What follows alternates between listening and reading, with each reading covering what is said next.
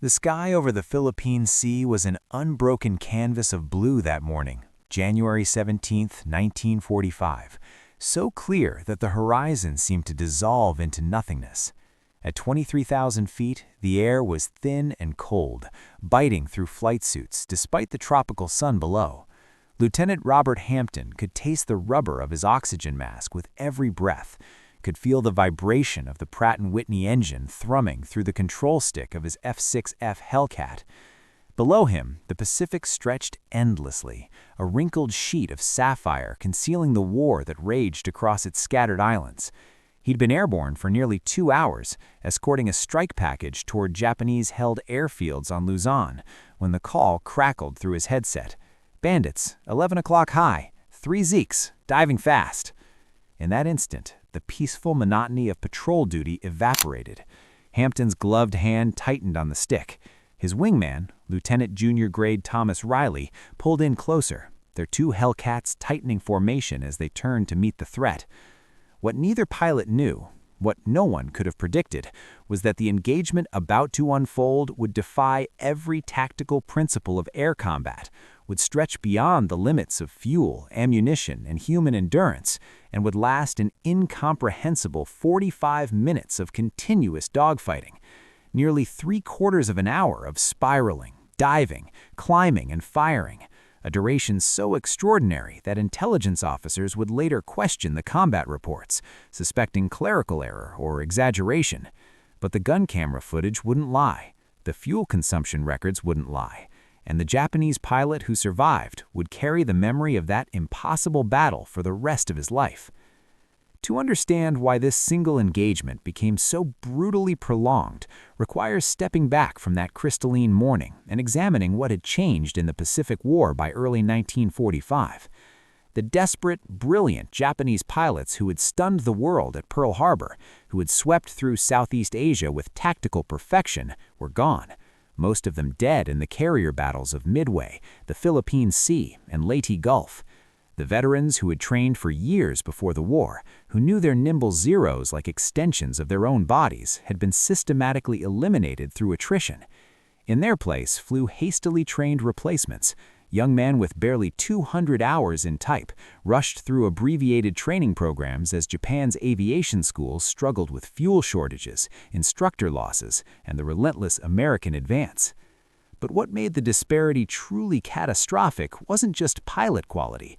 It was the technology, the engineering philosophy, the industrial might that each side brought to the fight. The Japanese A6M Zero had been a revelation in 1941, lightweight, maneuverable, with a range that seemed impossible to American analysts who first examined captured examples. Japanese engineers had achieved this performance through ruthless weight reduction. No armor plate behind the pilot's seat, no self-sealing fuel tanks, no redundant systems. The Zero was a razor blade in the air, deadly and fragile in equal measure, a weapon built for skilled hands, for quick, decisive engagements, for pilots who could exploit its agility before enemy guns found their mark. The American response had been characteristically different. When Grumman engineers sat down to design the F6F Hellcat, they weren't trying to outturn the Zero. They knew that was a losing proposition. Instead, they built a fighter around a single massive engine, the Pratt & Whitney R2800 Double Wasp, an 18-cylinder radial producing 2,000 horsepower. They wrapped the pilot in armor plate. They installed self-sealing fuel tanks that could absorb gunfire without exploding. They added redundant hydraulic systems, backup electrical generators, reinforced airframe structures that could withstand damage that would tear a Zero apart. The result was a fighter that weighed nearly twice as much as its opponent, but could absorb punishment, could dive faster, could outclimb and outrun the Zero in every regime except the tightest turning fight. More importantly, American doctrine had evolved. Navy fighter pilots in 1945 didn't dogfight in the traditional sense. They didn't circle and chase like knights jousting in 3 dimensions. They used energy tactics, diving from altitude with speed advantage, making high-speed slashing attacks, then using their superior power to climb back to altitude before the enemy could respond. It was methodical, disciplined, devastatingly effective. The typical engagement lasted perhaps 2 minutes, A diving pass, a burst of gunfire, then separation. Quick, brutal, decisive. Which made what happened on January 17th all the more inexplicable. Hampton saw the three Zeros clearly now, silhouetted against clouds far above, beginning their diving attack. Standard tactics called for him to meet them head-on if possible, or to turn into their attack, present the smallest target, then extend away using his speed advantage. But as the Japanese fighters descended, something unusual happened. Instead of pressing their attack in a coordinated dive, they split formation. One continued down toward the strike package below, the bombers and torpedo planes that were the real targets. The other two pulled into a wide turning circle, clearly intending to engage the Hellcat escorts. Hampton made his decision in a heartbeat. He directed his wingman to pursue the diving Zero, to protect the strike package. He would handle the two attempting to establish a turning fight. It seemed straightforward, 2 against 1, but he had altitude, speed, and the better aircraft. A quick engagement, then he'd rejoin formation. He rolled, inverted, and pulled, diving toward the circling Zeros, airspeed building rapidly. The two Japanese fighters saw him coming and split in opposite directions, a smart move, denying him a chance to target both simultaneously. Hampton chose the one to his left, tracked it through his gun sight, waited for firing range. The distance closed rapidly, 800 yards, 600, 400. His thumb hovered over the gun trigger. The Zero was turning hard now, pulling into a defensive spiral. At 300 yards, Hampton squeezed the trigger, and all 6 Browning M2 machine guns roared to life, the entire aircraft shuddering as 50 caliber rounds ripped through the air. Tracers arced outward. He saw strikes, bright flashes along the Zero's fuselage, but the Japanese fighter kept flying, kept turning.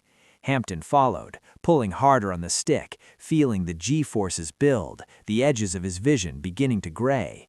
The Zero was out-turning him, as he knew it would, but he didn't need to follow it through the full circle. He released back pressure, let the Hellcat's nose drop, used his speed to extend away. Standard tactic, reset the engagement, climb back to altitude, attack again. Except a Zero didn't let him disengage. Its pilot rolled, inverted, and pulled, trying to cut inside Hampton's extension, trying to bring his guns to bear. Hampton broke hard right, spoiling the shot, then rolled back left, scanning for the second Zero. There, 4 o'clock high, diving in. Hampton pulled vertical, trading speed for altitude, the Pratt & Whitney howling as he climbed. The diving Zero flashed past beneath him, pulling up hard, trying to follow. Hampton rolled at the top of his climb, nearly hanging on his propeller, then dove back down, pursuing the second Zero as it struggled to gain altitude. And so it began. For the first 5 minutes, the engagement followed recognizable patterns. Hampton would attack, the Zeros would evade, he would extend and reset. But the Japanese pilots weren't breaking off, they weren't running, weren't diving away to escape. They kept circling, kept maneuvering, kept trying to create firing opportunities. And gradually, Hampton realized he was burning fuel at an alarming rate. The constant maneuvering, the full throttle climbs and high G turns were consuming gasoline far faster than normal cruise flight. His fuel gauge, which had shown comfortable reserves when the fight began, was dropping steadily. But he couldn't disengage. Every time he tried to extend away, to gain separation and rejoin his squadron, one or both Zeros would pursue, would force him back into defensive maneuvering. They were boxing him in, not with superior performance, but with persistence, with positioning, with what seemed like suicidal determination. Hampton's initial confidence began to erode, replaced by a growing sense of disbelief. Fighter engagements didn't last this long. They couldn't. Someone ran out of ammunition or fuel or altitude or nerve. Someone made a mistake. Someone died. At 10 minutes, Hampton's ammunition counters showed he'd already expended more than half his load, 300 rounds per gun at the start, now down to barely 150. Every burst had been hitting, he was certain of it, had seen strikes on both Zeros repeatedly, but neither showed signs of catastrophic damage. They flew on, slightly smoking perhaps, clearly damaged but still maneuverable, still dangerous. The sky had become a three-dimensional chessboard of spirals and reversals. Hampton would gain advantage on one Zero, force it defensive, only to have the second come slashing in from an unexpected angle. He'd reverse to engage the second, and the first would recover, climbing back into the fight. They were working together with impressive coordination, far better than he'd expected from replacement pilots. Perhaps they weren't replacements. Perhaps these were veterans, survivors of the earlier battles, experienced enough to recognize they couldn't match the Hellcat's strengths, so they'd nullify them through patience and teamwork. At 15 minutes, Hampton's world had contracted to a tunnel of focus. His arms ached from the constant control inputs, muscles burning from fighting the heavy stick forces of high-speed maneuvers. Sweat soaked through his flight suit despite the cold. His throat was raw from breathing hard against the oxygen mask's resistance. The radio had gone silent. He'd lost contact with his squadron, was too low on fuel to climb back to altitude, where he might re-establish communication. He was alone in the sky with two adversaries who simply refused to die or disengage. The psychological dimension of the fight was becoming as challenging as the physical. Every pilot trained to manage stress, to compartmentalize fear, to maintain tactical awareness under pressure. But no training accounted for this, for an engagement stretching beyond all normal parameters. Hampton found his mind trying to solve a problem with no solution. He couldn't leave, couldn't win quickly, was burning resources faster than his opponents. The Zeros had less fuel capacity than the Hellcat, but they were burning it more slowly, their lighter weight and more efficient engines giving them endurance advantage in the sustained turning fight.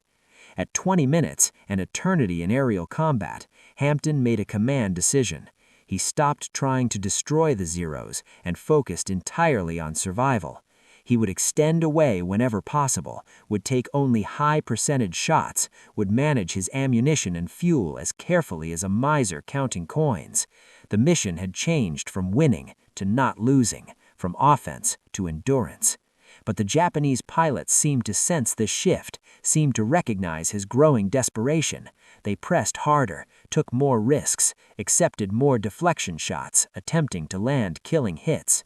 One burst from a Zero stitched across Hampton's right wing, punching holes through the aluminum skin.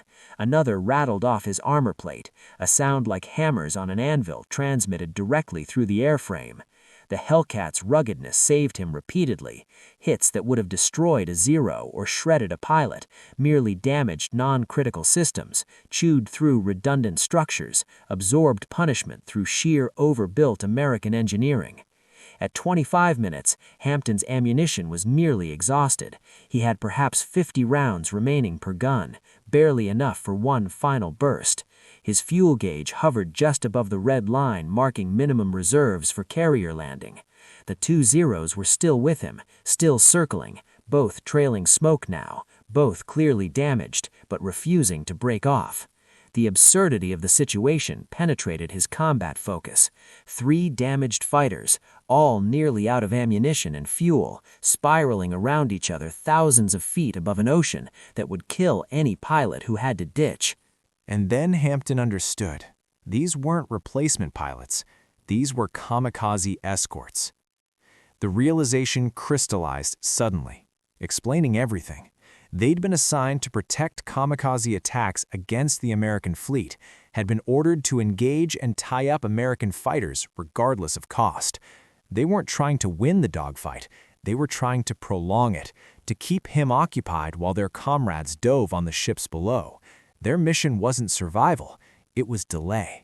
They would fight until they ran out of fuel and crashed into the ocean, would fight until their ammunition was exhausted and their aircraft shot to pieces, would fight until they died. Retreat wasn't an option.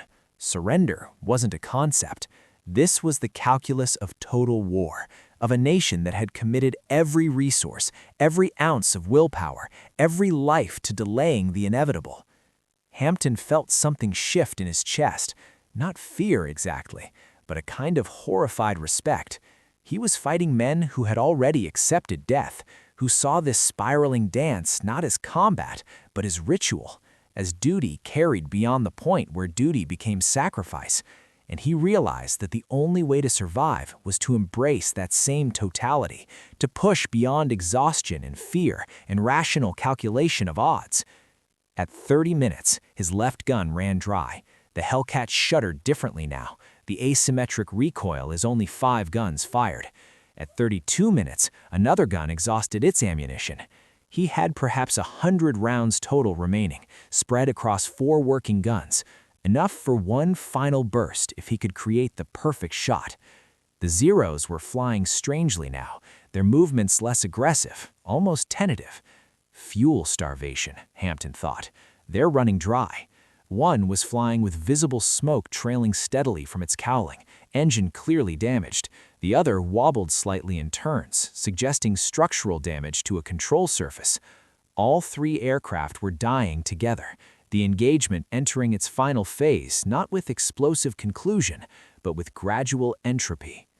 At 37 minutes, Hampton saw his opportunity. 1-0 pulled across his nose in a flat turn, pilot perhaps too exhausted or too hypoxic to maintain proper awareness. Hampton pulled lead, tracked smoothly, and fired his remaining ammunition in one long burst. The rounds converged on the Zero's engine, tearing through the unarmored cowling, shredding cylinders and fuel lines. The Japanese fighter's propeller suddenly stopped, seized solid, and the aircraft transformed from predator to glider, losing speed rapidly. Hampton didn't watch it fall. He rolled toward the second Zero, which had turned to engage him one final time. Both aircraft were nearly out of energy now, had descended to less than 5,000 feet, were flying at speeds barely above stall. They circled each other slowly, 2 wounded animals, neither able to deliver a killing blow. Hampton's guns were empty, his ammunition counters reading 0. The Zero, he assumed, was in similar condition. For perhaps 30 seconds, they simply flew parallel courses, 2 pilots staring across 100 yards of empty air at each other. Hampton could see the Japanese pilot looking back. What the Japanese pilot saw looking back was impossible to know. An enemy? A mirror? Another exhausted survivor of an engagement that should have ended 40 minutes ago. The Zero's engine coughed, ran rough, coughed again. Black smoke suddenly poured from its exhaust stacks. Fuel starvation. The propeller windmilled slowly, then stopped. The Japanese fighter nosed down, transitioning from powered flight to a controlled descent toward the ocean. Hampton watched it go, too tired to feel triumph or relief. His own engine was running rough now, cylinder head temperature climbing, fuel pressure fluctuating. He had perhaps 5 minutes of flying time remaining, maybe less. The carrier was 40 miles away, too far to reach on his remaining fuel. He would have to ditch. But then, impossibly, a voice crackled through his headset. "Lone Hellcat at Angels 5, state your condition." A destroyer, part of the fleet screen, close enough to receive his weak radio signal. Hampton keyed his mic with numb fingers, reported his situation, received a vector toward the closest ship. He nursed the Hellcat toward that bearing, coaxing every mile from his dying engine, watching the fuel gauge rest on empty, the needle actually bouncing against the stop. He saw the destroyer at 3 miles, a gray sliver against the darker gray ocean. At 1 mile, his engine quit completely, the propeller freezing instantly, sudden silence replacing the roar that had been his constant companion for the past 2.5 hours. Hampton trimmed for best glide speed, aimed for the water beside the destroyer, prepared for ditching. The Hellcat hit hard, nosing into a wave, decelerating brutally. Cold seawater erupted through the cowling seams, flooding the cockpit. Hampton released his harness, pushed up from the seat, struggled through the canopy as the fighter settled, sinking. The destroyer was already launching a boat, sailors pulling hard at the oars, racing to reach him before the sharks did. Strong hands hauled him from the water, wrapped him in blankets, dragged him aboard the small boat. He looked back once, saw the Hellcat's tail slide beneath the surface, bubbles rising, then nothing. On the destroyer's deck, wrapped in borrowed blankets and drinking coffee so hot it burned his tongue, Hampton learned the full story. The Kamikaze attack had been stopped, most of the suicide planes shot down before reaching the fleet, the few that got through causing only minor damage. His prolonged engagement with the two Zero escorts had been monitored by radar, the operators watching in disbelief as the three contacts merged and separated, minute after minute, longer than any dogfight in anyone's memory.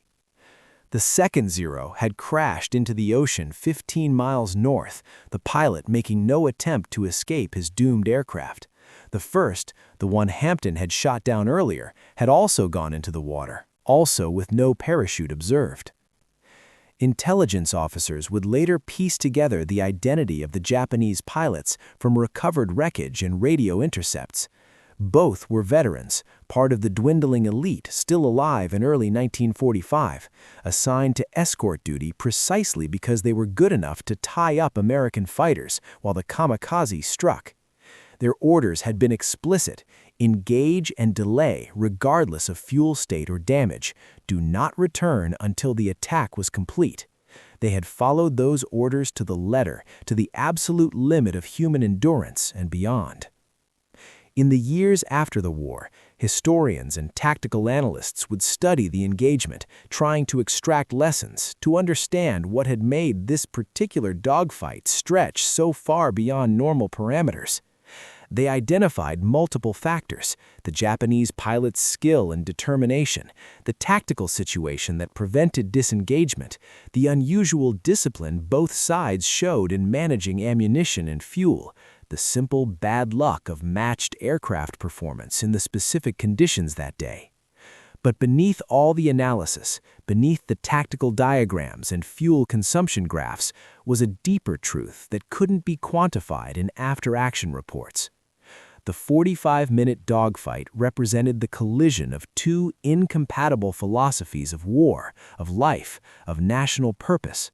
The Japanese pilots fought with the fatalism of men who knew their nation was losing, who had accepted death not as possibility but as certainty, who found meaning in the manner of their ending rather than in survival. They fought with the economy of a resource-starved empire, making every bullet count, extracting maximum duration from minimal fuel, using courage and skill to compensate for industrial inadequacy. Hampton fought with the confidence of a man backed by incomprehensible abundance, by an industrial machine that produced aircraft faster than they could be lost, that equipped him with armor plate and self-sealing tanks and redundant systems because American factories could afford the weight.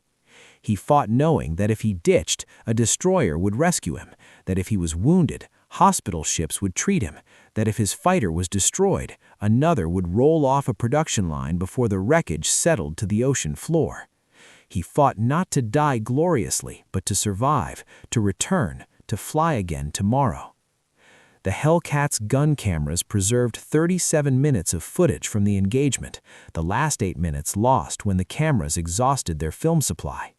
That footage would be studied at training schools for years, shown to new fighter pilots as an example of energy management, of situational awareness, of how to survive when outmaneuvered through patience and superior engineering. But students watching the scratchy black and white film couldn't capture what Hampton felt in those long minutes, couldn't experience the exhaustion and fear and strange intimacy of a prolonged fight, couldn't understand what it meant to face an opponent who saw the engagement not as a problem to be solved, but as a duty to be fulfilled regardless of cost. The symbolic object of that engagement wasn't a weapon or a piece of equipment, it was the fuel itself, the gasoline that both sides burned through in that expensive spiral. American aviation gas, refined from Texas crude, transported across the Pacific in tankers that no submarine could sink faster than replacements launched. Japanese aviation fuel, synthesized from coal and desperate chemistry, rationed carefully, every drop representing industrial strain and sacrifice. Hampton's Hellcat consumed fuel like a furnace because it could, because abundance was its birthright. The Zeros sipped carefully because they had to, because scarcity had been their reality since Midway. When Hampton finally returned to his carrier 3 days later, after being transferred from destroyer to fleet oiler to finally his home ship, he found his squadron mates treating him with a mixture of awe and skepticism. 45 minutes of continuous combat seemed impossible, seemed like exaggeration or confused time perception under stress. But the gun camera footage didn't lie. The fuel consumption records didn't lie. The damage to his aircraft, 37 holes cataloged by maintenance crews, didn't lie. He fought the longest pure dogfight in naval aviation history, and he'd survived not because he was the better pilot, but because he flew the better aircraft, backed by the better system, representing the nation with deeper reserves of everything except perhaps willingness to die.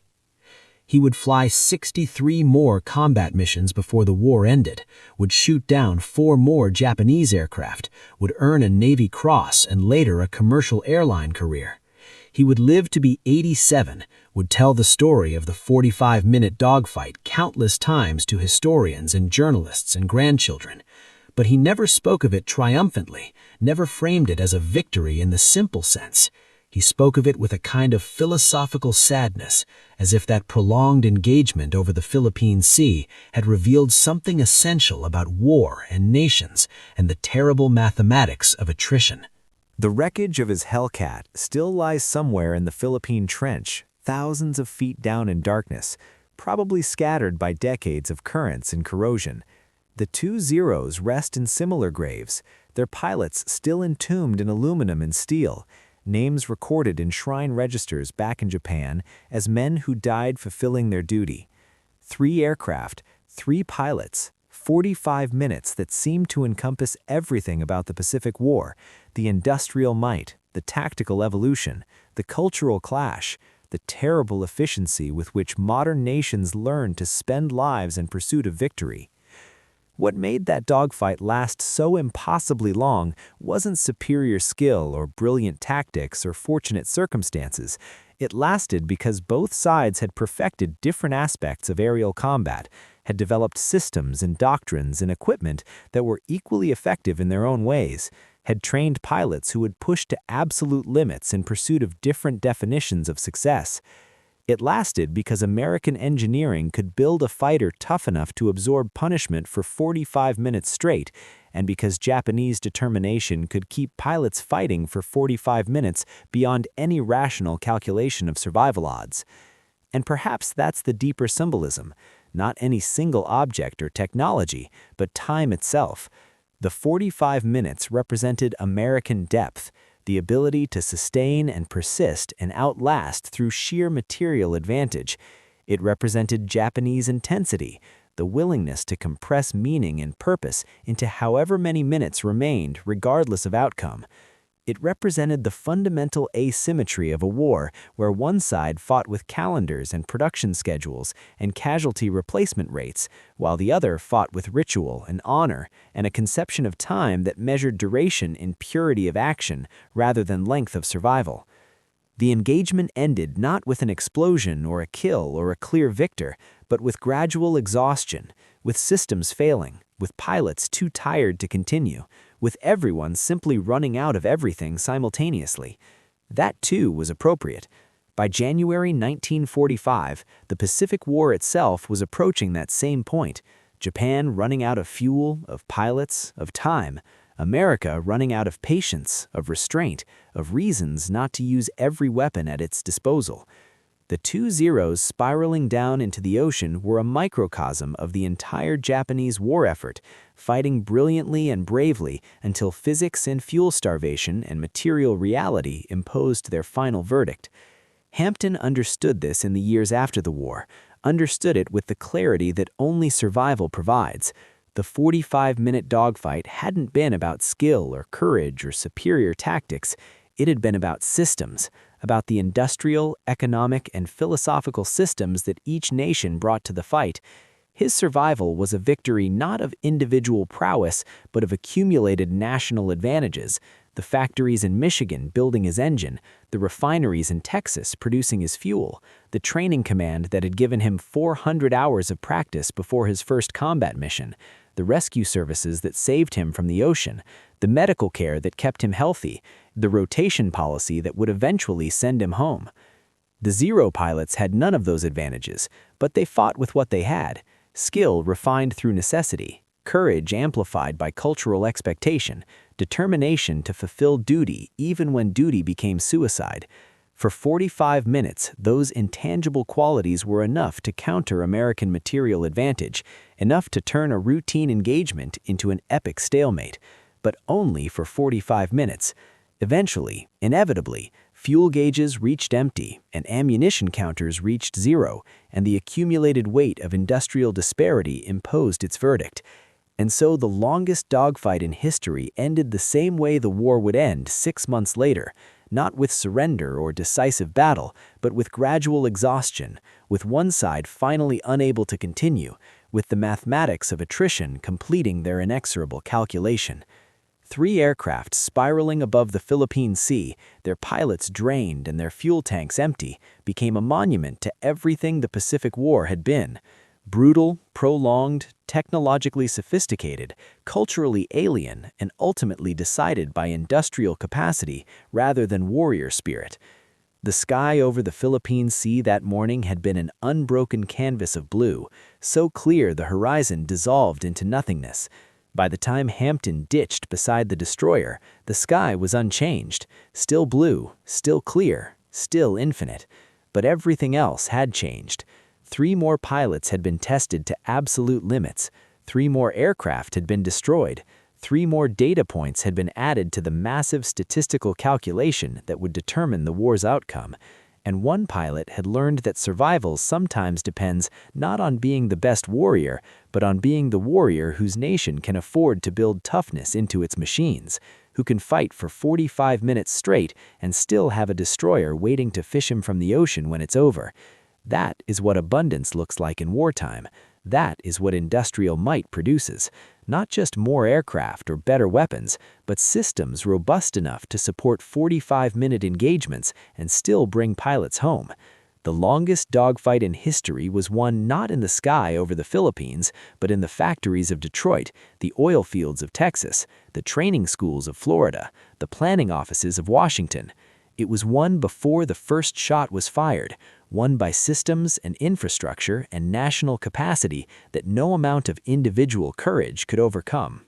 The 2 Zero pilots understood this, probably understood it better than Hampton did in that moment. They fought anyway. For 45 minutes they fought, because that's what their system demanded, what their culture celebrated, what their final duty required. And when they could fight no longer, they didn't bail out or surrender or try to survive.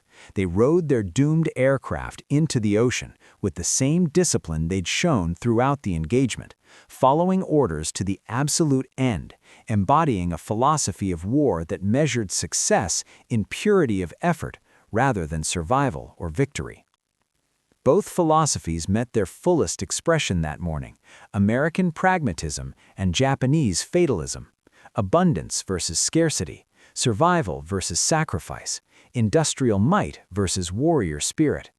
For 45 extraordinary minutes they balanced perfectly, neither side able to impose its will, the engagement extending beyond all normal parameters into a realm where combat became something else, a test of endurance, a collision of worldviews, a moment where individual human beings carried the full weight of their nation's approaches to war. And when it ended, when the last engine sputtered and died, and the last aircraft slipped beneath the waves, the verdict was clear. The system built on abundance had prevailed, not gloriously, not decisively, but completely. Hampton went home. The Zero pilots didn't. And in that simple asymmetry lay everything that mattered about why the Pacific War would end the way it did, with one side exhausted but intact, and the other side exhausted and gone, having given everything and found it wasn't enough. The sky over the Philippine Sea returned to its ordinary state, clear, blue, empty except for clouds and sunlight. The ocean swallowed the wreckage and the secrets and the bodies. And somewhere far below, in darkness and pressure that will preserve them for millennia, 3 fighters rest, their last fight frozen in corrosion and sediment, a 45-minute testament to courage and futility and the terrible mathematics of modern war.